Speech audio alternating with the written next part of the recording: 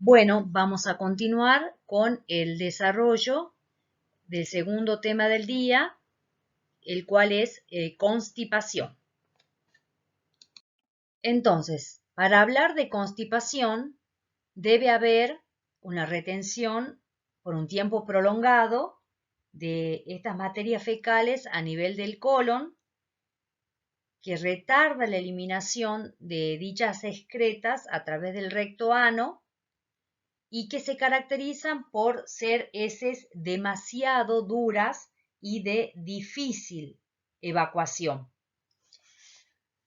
Podríamos hablar entonces de constipación cuando una persona evacua espontáneamente, aunque en forma dificultosa, en forma penosa, cada 3 días o más, de posiciones que son de una consistencia aumentada. Para redondear el concepto, hablamos de constipación y vamos a tener en cuenta en ella la consistencia de la materia fecal, que debe estar aumentada, la dificultad para la evacuación y, por último, el retardo en la frecuencia defecatoria, que se hace cada 3 a 6 días. O bien, el paciente requiere el uso de laxantes o de enemas evacuantes para poder defecar. A esto se le suma la referencia de sensación de vientre ocupado, de plenitud o de distensión abdominal, y no pocas veces acompañado de cuadro de cefalea, de inapetencia y de irritabilidad. Siempre las clasificaciones nos permiten un estudio más sencillo y facilitado de los diferentes síntomas. Entonces se propone acá una clasificación según la evolución que indicaría una forma aguda o transitoria de constipación. Eso sería en el caso de una imperforación anal, por ejemplo, o de un ilio, donde el paciente en forma aguda no tiene defecaciones. Y la forma crónica, que es a la que generalmente nos referimos cuando hablamos de constipación, y que tiene una serie de características. Es su continuidad, su periodicidad y, por otro lado, que puede alternar con periodos de normalidad, ¿verdad?, defecatoria, y con otros periodos de diarrea. Otra manera de clasificarla sería considerar las que son primarias y las que son secundarias. Las que son primarias o esenciales es aquella forma habitual, persistente, donde el paciente nos refiere el antecedente de uso de laxantes,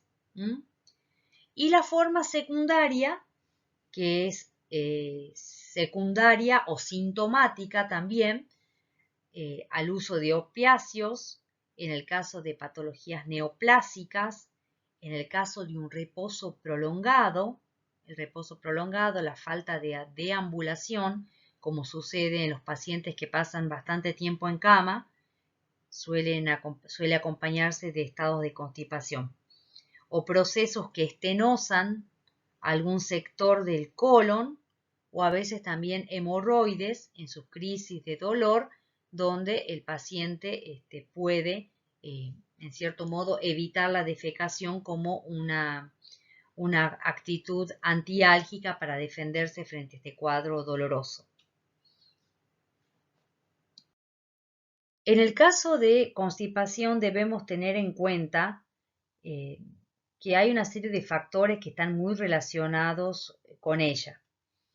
Entre los que se puede mencionar el tipo de alimentación, ¿verdad?, donde muchas veces el paciente nos comenta en la anamnesis alimentaria que tiene una dieta muy pobre en fibras, que es un factor muy importante para una defecación normal.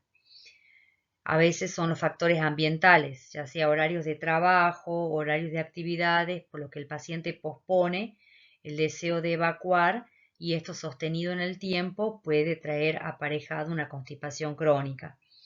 Factores psicológicos por situaciones traumáticas que se vivieron en algún momento de la vida. Considerar si uso laxantes en forma inadecuada, a veces antecedentes de debilidad en la pared pelviana, en la pared abdominal. Estudiar si no existen otros síntomas digestivos que acompañen esta situación. Es muy importante entonces tener esa idea general de los factores antes mencionados para luego tratar de identificar si la causa es una causa digestiva o una causa extradigestiva. Entre las causas extradigestivas se pueden mencionar enfermedades del sistema nervioso, como por ejemplo meningitis, tumores cerebrales, accidentes cerebrovasculares, algún tipo de lesión medular, que pueden ser el origen. También enfermedades psiquiátricas,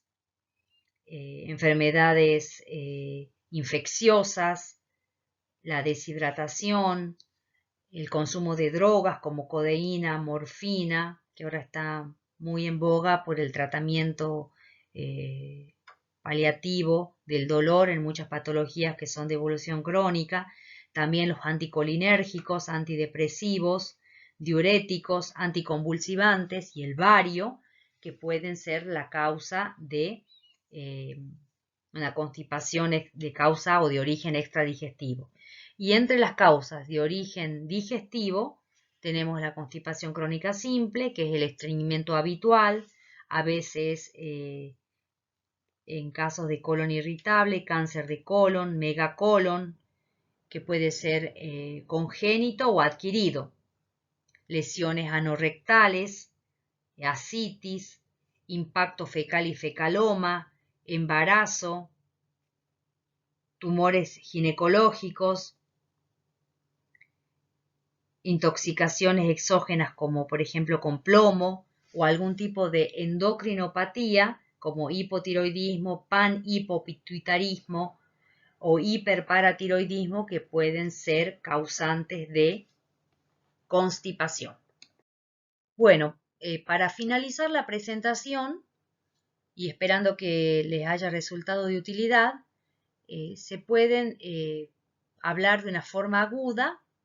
donde el ejemplo sería una imperforación anal en el recién nacido o un cuadro de hilio donde en forma brusca se suspende la defecación, y una forma crónica. Generalmente, cuando hablamos de constipación hacemos referencia a esta forma crónica, donde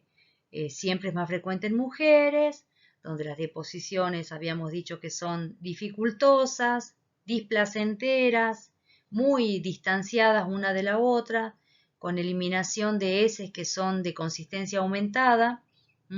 y se va a acompañar de otras manifestaciones como anorexia, mal aliento, un paciente que emocionalmente se encuentra irritable, donde yo puedo establecer como antecedente que el paciente tiene hábitos de mala alimentación, abusa de laxantes, en otras ocasiones a causa de situaciones clínicas previas o de salud previa, el paciente está obligado a permanecer mucho tiempo en cama, en decúbito, lo que genera una postura no habitual que no favorece la defecación, y en otras ocasiones una pared abdominal muy débil, como sucede en una gran multípara o en una paciente que tiene sobrepeso, obesidad, donde se dificulta la acción de prensa o de presión de la musculatura abdominal para conseguir una evacuación satisfactoria. Bueno, que les sea de utilidad. Muchas gracias por su atención.